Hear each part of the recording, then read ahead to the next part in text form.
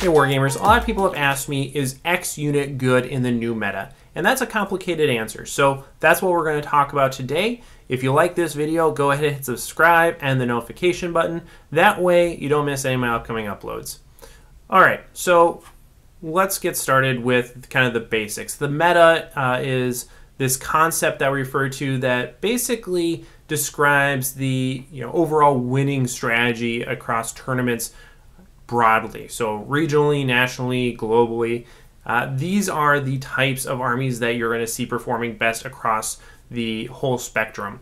Now, it's important to note that locally, you might have your own meta. It might be different than the national meta, and that's particularly going to be true if you have a small number of players or those players are not particularly well connected globally, either by attending tournaments or watching a lot of battle reports, things like that. The more isolated your community is, the more likely it is to have a divergent meta compared to the mainstream or the national level meta. So keep that in mind. Your meta might be different. But regardless if we're talking about the national meta, the local meta, the global meta, whatever, there's kind of this mechanism in place that affects when units can be good and when they're going to change position and everything like that. So essentially we can break units into three different tiers. The top tier are good competitive units. These are going to be units that are an auto-include in most lists. They're going to be very good. They're going to last on the table, they're going to do a lot of damage, and they're really going to be a critical component to your winning army list. The second tier of model or unit are the situationally good units. These are things that, they're okay, they're reasonably costed, but you're going to have to make them work with other units in order to really get the benefit out of them. They're going to be often support units, things that can augment other units if you bring them in a certain combination, but not necessarily something that's going to win the game for you all on its own. The third tier of units are things that are just not very competitive. They're bad or fluffy or however you want to phrase that. They're not going to be the units that you're bringing if you want to win the tournament. They're just not that potent. So these three different types of units can be basically analyzed or identified if we look at a graph of total impact of a unit over its point cost. So if we were to make a graph and on the y-axis put its impact, whether that's offensive ability, durability, movement, flexibility, anything like that, if we could somehow calculate some sort of index of all those different things and put those on the y-axis of the graph, and on the x-axis put the points value, we would get a curve where all these different units can be placed. We can put the total impact of a Riptide over the cost of a Riptide, and bam, we know exactly where that unit is on this curve. And if we regress that, we'll get some sort of average of where units in the game should be based on their point cost. Good units are going to be above that curve. They're going to have really high impact for the points that they cost. Those situational units are going to be kind of on that line, plus or minus a little bit, and the bad units are going to be below that line. They're going to be below that curve because they're just not bringing as much to the table as their points would warrant.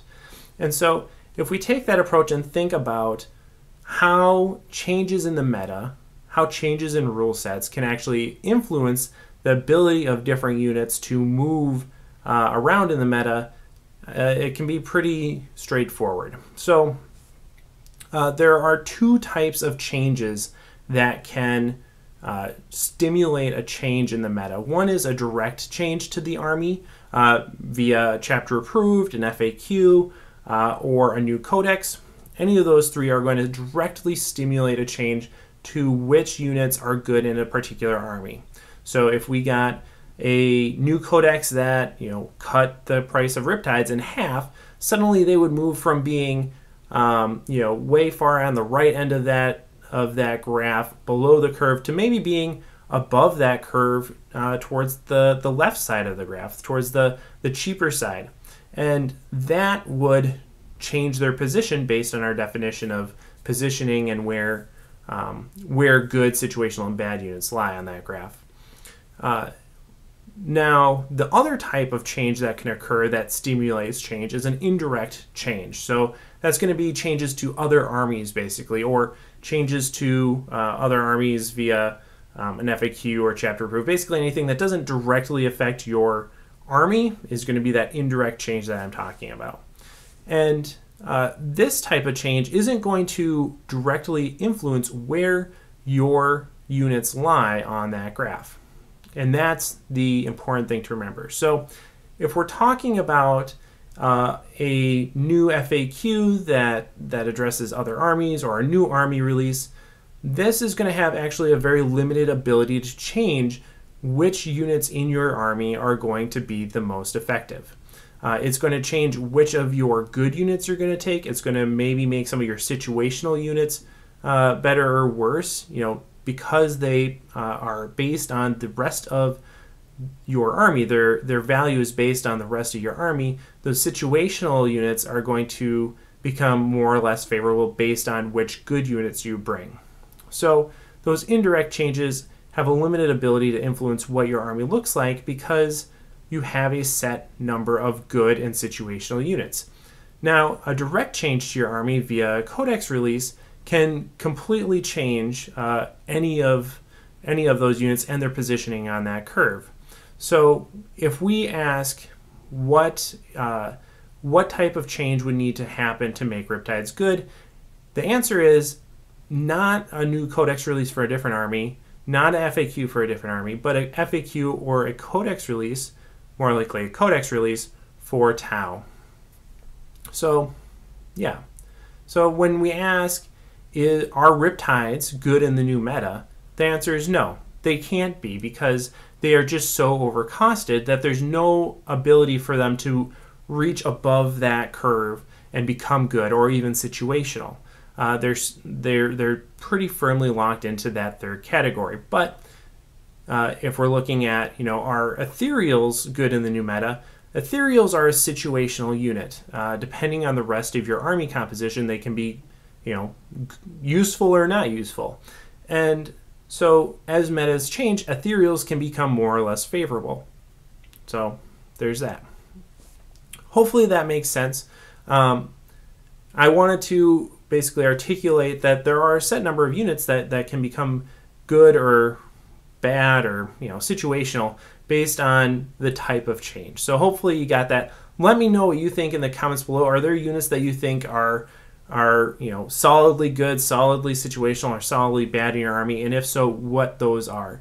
If you're seeing changes in the meta that has really made a bad unit good, I'd be really interested to hear about it. So thanks for watching. Let me know what you think in the comments below. And of course, happy wargaming. Hey everyone, I hope you enjoyed the video. I want to thank all my patrons over on Patreon. Your support really makes a difference for me and I really appreciate it. Special thanks goes out to NoExcusesPanda, Paul Leuders, TauOswell, Andy Young, Peter Benjamin Parker, Deverson, and Giovanni DiMaggio. You guys rock, thank you. If you liked this video particularly well, head on over to Patreon and consider joining our community over there. Thanks as always and happy wargaming.